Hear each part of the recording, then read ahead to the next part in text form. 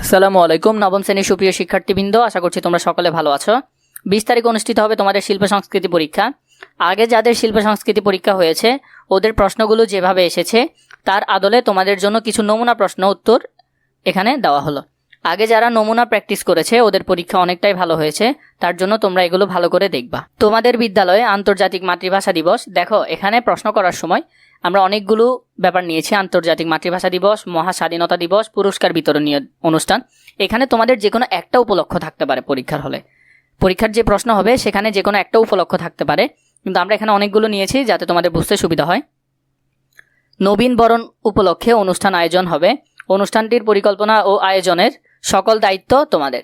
নির্বাচিত অনুষ্ঠান উপলক্ষে বিদ্যালয় শুরু থেকে শেষ পর্যন্ত কি কি পরিবেশনা হবে তা তোমরা আলোচনা করে ঠিক করবে।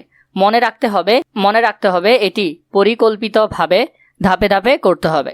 অনুষ্ঠান আয়োজনের দল, অনুষ্ঠানের সাজসজ্জার দল, পরিবেশনার দল। কাজ একে কি করতে বলেছে? নিচের নির্দেশনা অনুসারে অনুষ্ঠান আয়োজকের দল দলগত আলোচনা ও পরিকল্পনা তৈরি। এই কাজের জন্য তোমাদেরকে 20 জনের দলে একত্র করা হয়েছে। এবারে দলের সবাই আলোচনায় অংশগ্রহণ করবে এবং পরিকল্পনায় দলের সদস্যরা নিম্নোক্ত কাজসমূহ কিভাবে করবে তা আলোচনা করে নিজেদের মধ্যে ভাগ করে নিবে। দল বিভাজনের সময় চেষ্টা করবে সব দলে যেন সমান বা কাছাকাছি সংখ্যক সদস্য থাকে, আর যদি তা না হয় তবে লক্ষ্য রাখবে একটি দলে যেন অন্ততপক্ষে 4 জন সদস্য থাকে। মূলত 3টি দলে ভাগ হয়ে যেতে হবে তোমাদের। আলোচনা সাপেক্ষে নিজেকে যে কোনো একটি দল বেছে নিয়ে নিচের কাজগুলো করতে হবে। দলগুলো হবে নিম্নরূপ: 1. অনুষ্ঠানের একটি নান্দনিক নাম দিবে। 2. অনুষ্ঠান সূচি তৈরি, অনুষ্ঠানের সময়সীমা, বিভিন্ন পর্যায়, পরিবেশনার তথ্য ইত্যাদি উল্লেখ থাকবে। 3. অনুষ্ঠানে আগত অতিথিদের তালিকা তৈরি। 4. অতিথিদের জন্য একটি আমন্ত্রণপত্র আঁকা ও লেখা। 5. অনুষ্ঠানটি পরিবেশনা করতে প্রয়োজনীয় উপকরণ তালিকা তৈরি। দেখো আমরা আগে কাজ একের সমাধানটা দেখে নিই। কাজ একে আমরা বিষয় নিলাম এখান থেকে মহান স্বাধীনতা দিবস অনুষ্ঠান আয়োজনে দলগত আলোচনা ও পরিকল্পনা। প্রথমে আমাদেরকে বলছে অনুষ্ঠানের নাম দেওয়ার জন্য, আমরা নাম দিলাম মহান স্বাধীনতা দিবস উদযাপন। 2 অনুষ্ঠান সূচি দিলাম। সকাল 9টা অনুষ্ঠান আরম্ভ। সকাল 10টায় অতিথিদের আসন গ্রহণ। 10:30 সাংস্কৃতিক অনুষ্ঠান। সকাল 11টায় অতিথিদের বক্তব্য। 12টায় অনুষ্ঠান সমাপ্তি। 3 করব অনুষ্ঠানে আগত অতিথিদের তালিকা। প্রধান অতিথি উপজেলা চেয়ারম্যান, বিশেষ অতিথি ওয়ার্ড মেম্বার, এরপরে হলো সভাপতি। 4 দেখো অতিথিদের জন্য একটি আমন্ত্রণপত্র। প্রিয় সুধী, আসসালামু আলাইকুম। আগামী 26 মার্চ জয়াক বহুমুখী উচ্চ বিদ্যালয় মহান স্বাধীনতা দিবস উপলক্ষে অনুষ্ঠান আয়োজন করা হয়েছে। উক্ত অনুষ্ঠানে আপনি আমন্ত্রিত।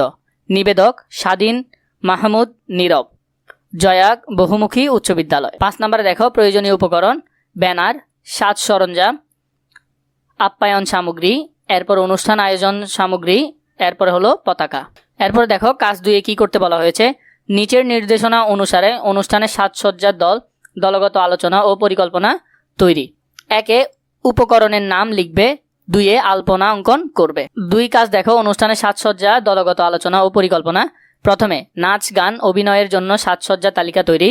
প্রথমে রং কলম, পোশাক, পতাকা, মেকআপ বক্স, বাদ্যযন্ত্র, গিটার, সাউন্ড বক্স। এরপরে প্রয়োজন অনুষ্ঠান থেকে দেওয়া উপকরণ ব্যবহার করে একটি আলপনা আঁকা। তোমরা এই ধরনের আলপনাও আঁকতে পারো বা এগুলোও আঁকতে পারো। এছাড়া তোমরা যদি চাও গুগল থেকে একটা ডাউনলোড করে বা তোমাদের বইয়ে যেগুলো দেওয়া আছে সেখান থেকে একটা আঁকতে পারো। কাজ 3 দেখো কি বলা হয়েছে? পরিবেশনা দল নিচের নির্দেশনা অনুসরণ করে কাজের পরিকল্পনা তৈরি করবে। 1 পরিবেশনার বিষয়বস্তু নির্ধারণ করবে। 2 পরিবেশনার জন্য নিজেকে প্রস্তুত করবে। 3 অনুষ্ঠান পরিচালনার জন্য একটি সূচি প্রস্তুত করো। দেখো অনুষ্ঠান আয়োজক দলের দলগত আলোচনা ও পরিকল্পনা। 1 নাচ গান অভিনয় আবৃত্তি নির্বাচন করো। 2 পরিবেশনার জন্য নিজেকে প্রস্তুত করো। হ্যাঁ, নিজের একটু অনুশীলন করি। 2 অন্যকে জানাই, এরপর হলো প্রস্তুত হই। এরপর দেখো কাজ 4 দেখো স্বাধীনতা দিবসে যে কোনো স্লোগান তৈরি করে নিজের পছন্দের ফন্ট লিখো। তোমাদেরকে এখানে বলা হয়েছে নিজের পছন্দ মতো একটা স্লোগান তৈরি করবে একটা ফন্টে লেখার জন্য। এবারের সংগ্রাম স্বাধীনতার সংগ্রাম, এটি একটি ফন্ট। এবারের সংগ্রাম মুক্তির সংগ্রাম, এটি অন্য একটি ফন্টে লেখা। এ ধরনের করেও তোমরা চাইলে লিখতে পারো।